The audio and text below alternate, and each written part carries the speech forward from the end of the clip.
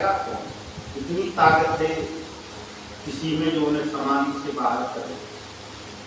तो ब्रह्मा जी ने कहा कामदेव को बुला, आस्तुति सुर में कीने यति हेतु प्रगट्यौ विषम बाणे जैसे केतु। सुर ने कही निज विपत्ति सब सुनि मन कीन विचार। शंभु विरोध न कुशल मोही बिहस कहो असमान। देवताओं ने स्तुति की, कामदेव प्रकट हुआ, अपनी समस्या बताई।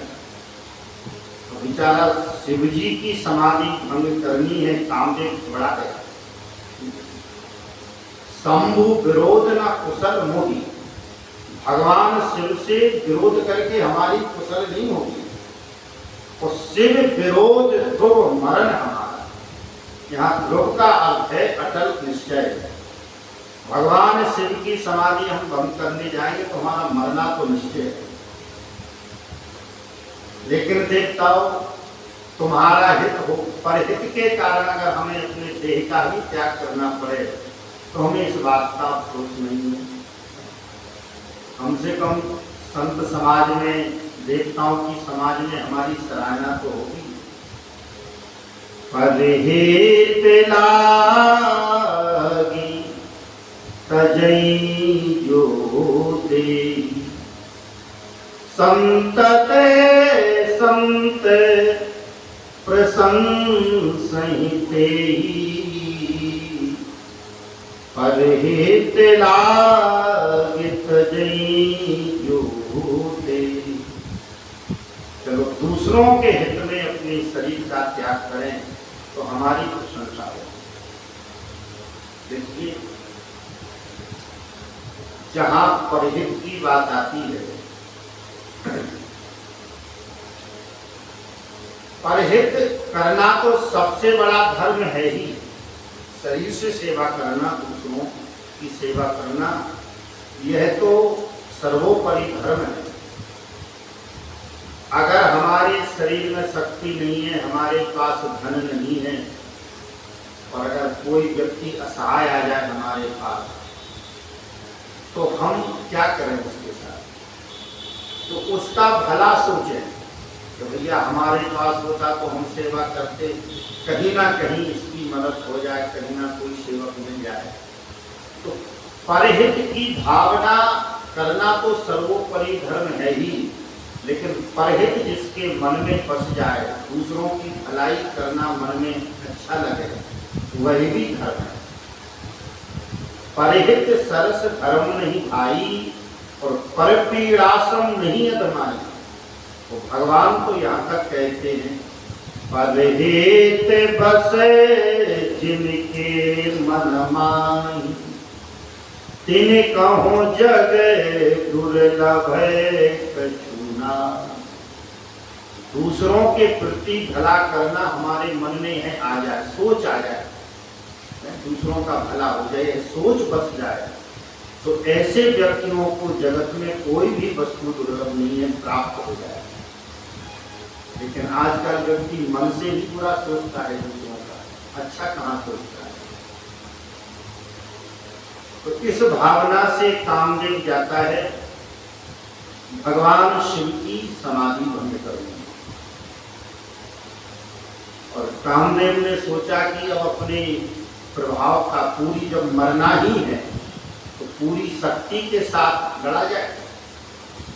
तो तब आपन प्रभाव विस्तारा, निज बस कीन सकल संसार।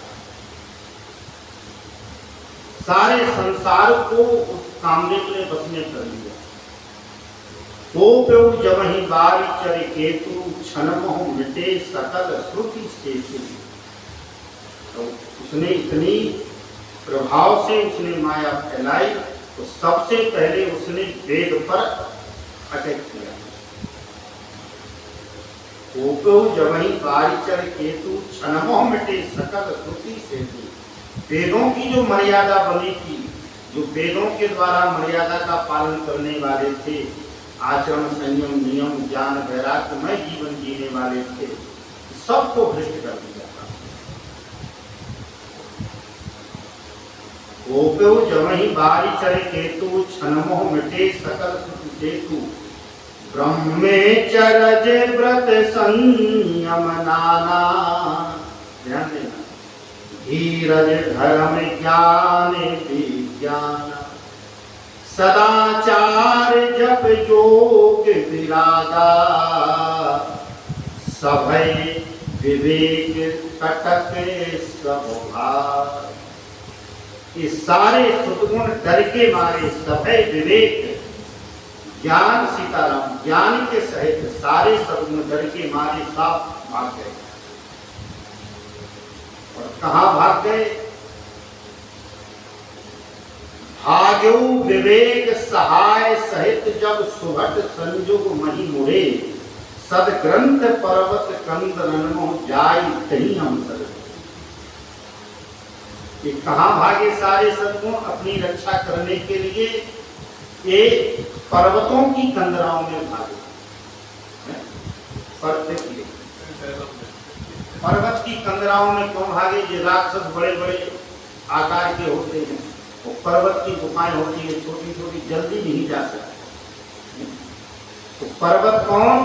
बोले सदग्रंथ पर्वत कंदरन, ये वेद रूपी पर्वत की कंदराओं में जाकर के छिप गए। अर्थात अगर सद्गुण कहीं दिखाई पड़ता था तो केवल वेद में दिखाई पड़ता था। हाँ, इनको आचरण में कहीं दिखाई नहीं पड़ता था, इन्हें कोई स्वीकार ही नहीं करता था। ऐसे कामांध हो गया सारा संसार कि वेद में ही लिखे पढ़ते थे सारे सद्गुण, इनका आचरण में जीवन किसी का। भाग्यो विवेक सहाय सहित जब सुभट संयुग मही मुड़े, सदग्रंथ पर्वत कंदरन मोह जाई कहीं अवसर दुरे। मुनिहार का कर तार को रखवार जग करो भर परा, दुई मात कहीं रति नाथ जहीं कर कोप धनु कर सरना। जे सजीव जग अचर चर नारी पुरुष यस नाम, ते निज निज मर्याद तज भय सकल बसा। सबने अपनी मर्यादा का त्याग कर दिया और सब कामांग हो गए। सारी सृष्टि कामना की। बड़ा विचित्र वर्णन किया गोस्वामी जी ने। संसार की कौन कहे इनकी दशा, न कहूं बखानी सदा काम के चेदे जानी। सिद्ध विरक्त महामुनि योगी, ते भी काम बस भय। वैरागियों की, सिद्ध अच्छे अच्छे योगी मुनियों की है दशा हुई। भय काम बस, भय काम बस जोगी से तापस, पामरन की को कहे। देखहि चराचर नारीमय, जे ब्रह्ममय देखत रहे। जो साधना के परिणाम स्वरूप तो सारे जगत को ब्रह्म का ही स्वरूप मानते थे, वे नारी का स्वरूप मानते थे। देखहि चराचर नारीमय, जे ब्रह्ममय देखा। अबला फिरो कहीं पुरुषमय जग, पुरुष सब अबलामय। दुई दंड भरी ब्रह्मांड भीतर, काम धृति कौत पुर। ऐसा खेल रचा मेरे बंधु, लेकिन इसका प्रभाव भगवान शिव पर नहीं पड़ा।